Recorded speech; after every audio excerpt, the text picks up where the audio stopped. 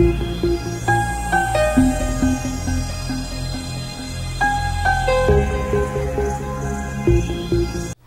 everyone and welcome to another episode of The Skinny. I'm your host Al Aswell with my co-host Craig G. Jordan. Hey Craig, man, we've been away for a little bit, man. We've both been busy though. Yeah, man, we've been doing some great things, you know. I mean, going to the Emmy Awards, man. Oh man, you know, the bomb, wasn't it? It was fantastic, man. You know, met a lot of great people. It was really awesome.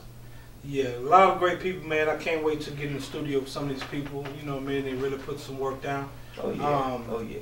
I think some of these people's sent our way for a reason. Exactly. We're looking forward to some new and better things. Yes. Yes, exactly, indeed. Exactly. So what else been going on with you, man? Well, you know what, man. I tell you, you know, I have to say, you know, this past week has been pretty hectic, man. But just trying to keep things moving, you know, become more active in the community, you know, looking for more opportunities to actually be able to an impact in our community, you know. Partnering with some of the people that we are connected with to do different events, teen summits and things like that. So, you know, man, everything's going pretty well on this end. How about yourself, man? It's going well, man. Like I said, same here. It was hectic, man. We had to catch up on some projects, but you know, the partnership that not only that me and you are building, right, but the partnerships we're building outside of the studio, man, with other people. So I'm looking forward to it, man. Looking forward to the future, optimistic about the future, excited. Yes. But not only that, man, I'm super excited about the show we finna put down. Oh yeah, man. Let's get into it, man. Hey, the first topic we got, man, is Pastor Dr. Crefflo Dollar, man. That story when it broke the other week, people was had mixed emotions. Yes. You know what I mean? Yes. What's your emotions on that? Your feelings on that? You want my feelings on it? Yeah. What's your opinion on it? Let's say your opinion. Oh, you want my opinion on it? Yeah, your opinion. Well, I'll say it this way. When I first heard of the arrest of Crefflo Dollar and the situation that actually transpired with his daughter, all I could really say was, I'm proud of you, Crefflo. That's the first thing I said. Then I said, you know, well, let me hear a little bit more about what happened. Maybe I shouldn't have taken that approach.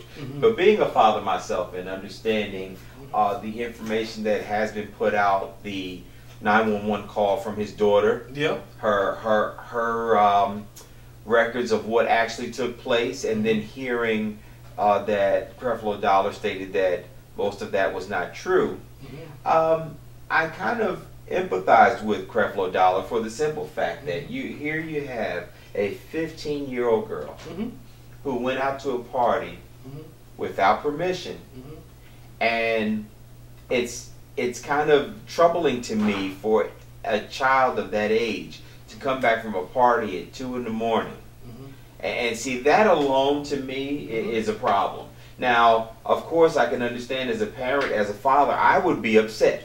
Yeah. But I would not tolerate disrespect from my child. Okay? Her statement to the police officer was that she told her father she didn't want to talk to him anymore, walked away from him. I'm sorry. That's not going down in my household. Man. You sure? I seen your son, man. He's just as big as you.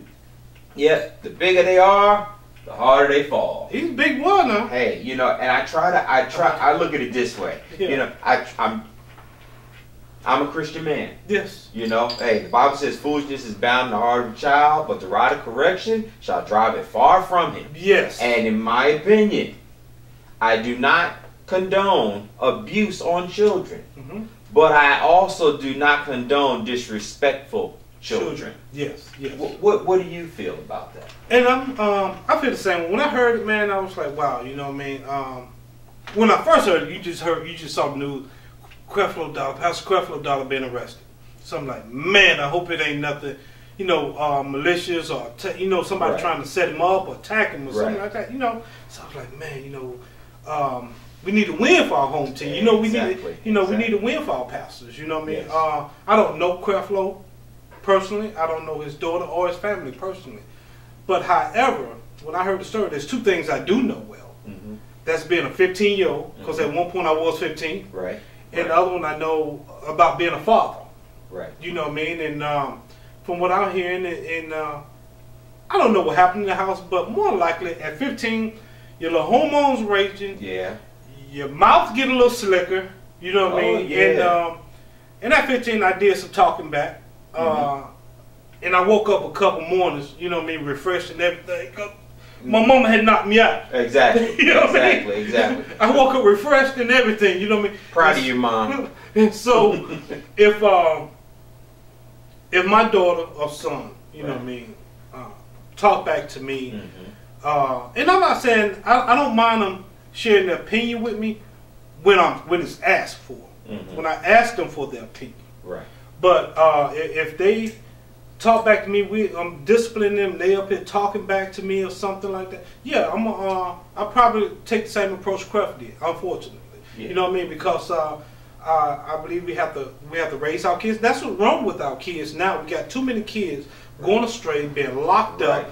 My opinion on the whole thing is Proverbs 23, 13 and 14, where it says the rod of correction, do not withhold discipline from a child. If you punish them with the rod, they will not die. Punish them with the rod and save them from death. Yeah. And I think that's right. Some people are to the point now where, you know, I can't hit my chick because they might call the police on me or whatever. Man, my child called the police on me and I go to jail.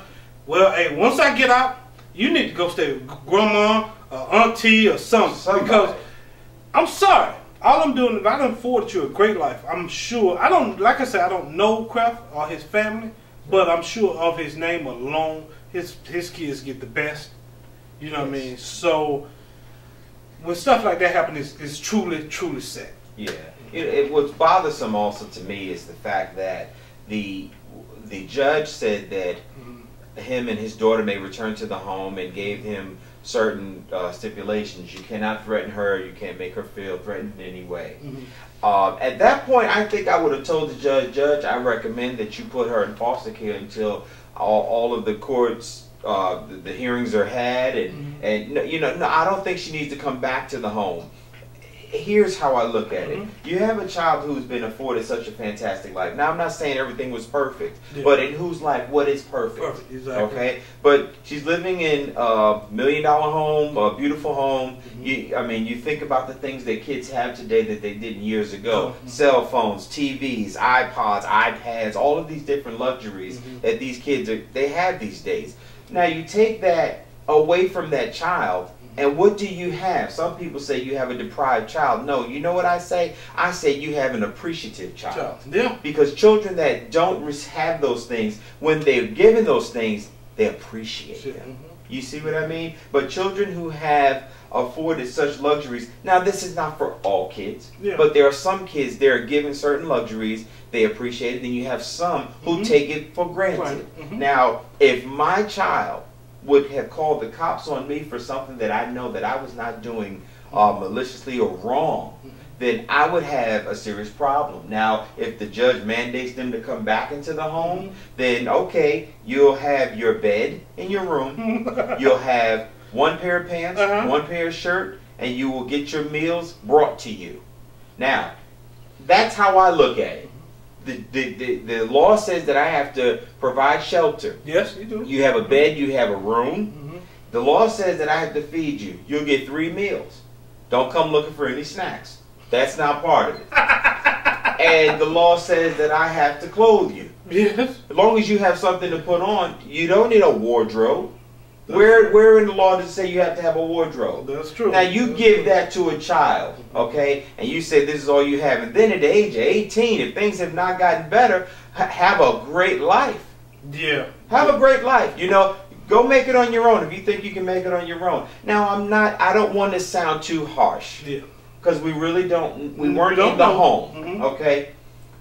At the same time, I think that society has allowed it easy for children today to make the decisions that they're making. For a child to call the police on their parents, and I heard the 911 call, the officer asked, do you have any physical bruises or marks on you? She said, no. No. They said, do you need an ambulance? She said, no. She didn't sound upset on the phone.